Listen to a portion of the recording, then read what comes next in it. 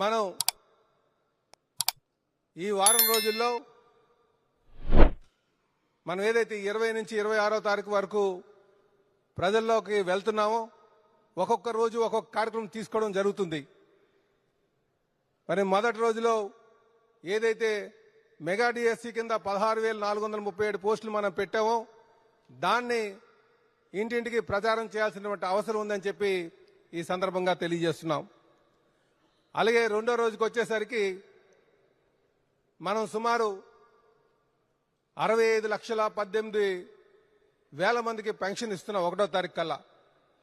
దీన్ని కూడా మనం 1,000 రూపాయలు పెంచి, ఎందుకంటే గత ప్రభుత్వం 250 రూపాయలు పెంచి ఏదో గొప్ప కార్యక్రమం చేసినట్టుగా వాళ్ళు ప్రచారం చేసుకున్నారు. కానీ మనం అధికారంకి వచ్చిన వెంటనే ఆ ఏరియర్స్తో పాటు 1,000 రూపాయలు మనం పెంచినటువంటిది సుమారు 65,18,000 మందికి ఇచ్చినటువంటి పెన్షన్ కోసం కూడా రెండో రోజు ఇంటింటికి ప్రచారం చేసి చెప్పాల్సినటువంటి అవసరం ఉందని చెప్పి ఈ సందర్భంగా తెలియజేస్తున్నాం. మరి మూడో రోజుకి వచ్చేసరికి ఏదైతే ఈ ధాన్యం కొనుగోలుకు సుమారు 16,674 కోట్ల రూపాయలు మనం ఇచ్చాం, దానిపైన చెప్పాల్సినటువంటి అవసరం ఉందని చెప్పి ఈ సందర్భంగా తెలియజేస్తున్నాం. నాలుగో రోజుకి వచ్చేసరికి ప్రజలు ఎంతగా ఎదురు చూస్తున్నటువంటి అన్నా క్యాంటీన్ దాన్ని మనం ప్రారంభించుకున్నాం.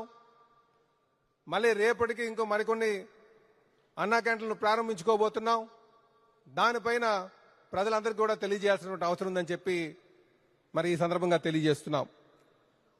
ఐదో రోజు వచ్చేసరికి ల్యాండ్ టైటిలింగ్ మీద ఏదైతే మనం గెలిచిన వెంటనే ల్యాండ్ టైటిలింగ్ యాక్ట్ను రద్దుపరుస్తామని చెప్పామో దాని మాట ప్రకారంగా అది రద్దుపరిచాం. దాన్ని కూడా ప్రజల్లోకి తీసుకెళ్లాల్సినటువంటి అవసరం ఉందని చెప్పి ఇది మనం 5వ రోజు తీసుకోవాల్సినటువంటి కార్యక్రమం అని చెప్పి తెలియజేస్తున్నాం. 6వ రోజుకి వచ్చేసరికి విజయవాడలో ఏదైతే మనకి వరదలు వచ్చి అనుకోని విధంగా ప్రజలు ఇబ్బందులు పడ్డారు, దాన్ని సమర్థవంతంగా ఆ విపత్తు నుంచి ప్రజలను కాపాడి వాళ్ళని మనం ముందుకెళ్ళాం. దాన్ని 6వ రోజు ప్రజలకి వివరించాల్సినటువంటి అవసరం ఉందని చెప్పి ఈ సందర్భంగా తెలియజేస్తున్నాం. ఇవన్నీ ఎందుకు చెప్తున్నామంటే మనం ఎంత చేసినా సరే మనం చేసిన దాన్ని 10 సార్లైనా ప్రజలకు చెప్పాల్సినటువంటి అవసరం ఉంది. లేకపోతే ఫేక్ ముఖ్యమంత్రి, గత ముఖ్యమంత్రి,